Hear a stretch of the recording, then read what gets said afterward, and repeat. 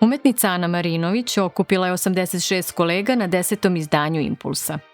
U pitanju je još jedna izuzetno posjećena izložba Kreativne fabrike koja se održava u prvoj polovini marta u Parobrodu. Međunarodnog i prodajnog je karaktera. Zastupljene su sve tehnike, likovne i primenjene umetnosti. Šta Kreativna fabrika nudi svojim izložbama kako mladim umetnicima, tako i istaknutim imenima? Umetnici na ovim izložbama dobijaju kao prvo mogućnost da prezentuju svoj rad, da ga pokažu široj publici, što je naravno da izađe iz njihovog ateljeja ili stana i da ta slika ili crtež dobije neki svoj novi život u interakciji sa publikom, ali naravno i mogućnost da potencijalno prodaju taj rad. Ono što je isto jako važno jeste da mlađe kolege ovde, pošto nekima su ovo prvi koraci sa nama, studenti na primjer, oni ovde mogu da razmenjuju iskustva sa starijim kolegama i profesorima i na taj način dobiju neke korisne savete vezano za svoj dalji rad. Neki od umetnika ovde će prvi put predstaviti svoje radove, ali imamo i veliki broj umetnika koji sa nama izlažu punih 10 godina. Ovo je sad jubilej 10. izdanje. Šta je važno kada neko želi da učestvuje na konkursu Kreativne fabrike? Za početak veoma je važno da dobro pročitaju pažljivo propozicije konkursa i da pošalju prijavu u skladu sa time što se u konkursu traži, a naravno i da povedu računa o odabiru dela, da odgovara temi. Zašto su publici toliko interesantne vaše izložbe koje su uvek veoma posećene?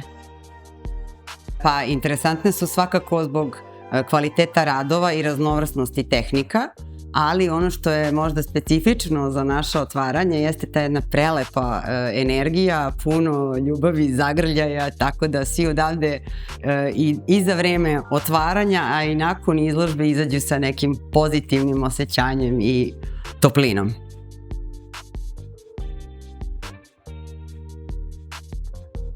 Posebno iznenađenje pripremio je modni kreator Nemanja Pantelić svojom za ovu izložbu namenski dizajniranom kreacijom iz 3 dela pod nazivom Geoimpuls. Direktno ste preveli grafiku Impulsa u modni dizajn i to više nego uspešno. Kako je tekao proces od kreative do realizacije? Ja sam se ovog puta kao i u svim svojim kolekcijama nisam baš otišao mnogo daleko u tom segmentu od sebe što se tiče grafike, ali je ipak nešto potpuno drugačije od mene na što nešto što standardno ja inače ne radim, a to je da sam napravio ovog puta skulpturalni model koji nije toliko nosiv i malo je više izašao iz tog mog street stila, a više otišao u samu umetnost, što mi je itekako drago da je neko uspeo da me pokrene da se i u tom svetlu prikažem, a to je Ana Marinović i hvala je na tome i na pozivu da učestvujem uopšte u ovoj izložbi.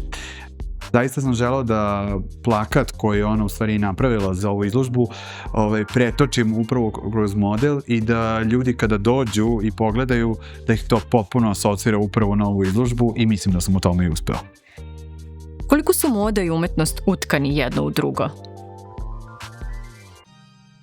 Generalno moda i umetnost su super utkani jedno sa drugim i mislim da negde, pošto ja inače pravim specifičnu modu koja nije tipično dizajnerska kako inače drugi dizajneri rade, da je ovo negde bio neki nastavak mog rada i možda bih mogla kažem neka evolucija da mi da neke nove ideje i smernice gde dalje ja možda gledam modu.